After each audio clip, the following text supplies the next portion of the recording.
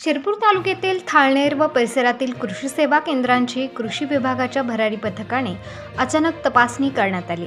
बियाणे व रासायनिक खतांचा काळाबाजार करणाऱ्यांवर कठोर कारवाई करण्यात येणार आहे। खरीप हंगामात सुरुवात झाल्यानंतर काही कापूस वाणाची कृत्रिम टंचाई निर्माण करण्यात आली होती।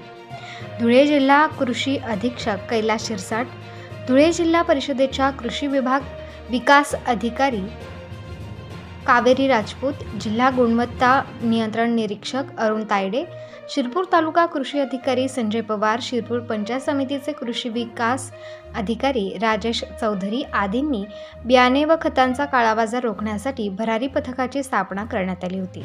या पथकाच्या मार्गदर्शनाखाली थाळनेर येथील मे श्वेता एजन्सीज, मानसी कृषी सेवा केंद्र आदी ठिकाणी मंडळ कृषी अधिकारी मुकुंद धोडरे, कृषी पर्यवेक्षक किरण पाटील, कृषी सहाय्यक सुनील सोनोने, योगेश पवार आदींनी अचानक भेट देत कृषी सेवा केंद्रांची तपासणी केली। या तपासणीत शेतकऱ्यांची ज्या कापूस वाणांना मागणी आहे त्याबाबत साठा, रजिस्टर, शेतकऱ्यांच्या पावत्या, भावफलक आदींची तपासणी करण्यात आली। यावेळी उपस्थित शेतकऱ्यांना व बिलावरील शेतकऱ्यांना मोबाईलवर संपर्क साधून चौकशी करण्यात आली।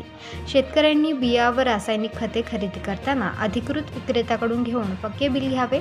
तसेच कोणी कापूस बियाण्यांचा काळाबाजार करत असेल तर कृषी विभागाकडे तक्रार करावी असे आवाहन कृषी विभागातर्फे करण्यात आले आहे। प्रतिनिधी अजय भरसट, प्रबंधभूमी महाराष्ट्र न्यूज, शिरपूर।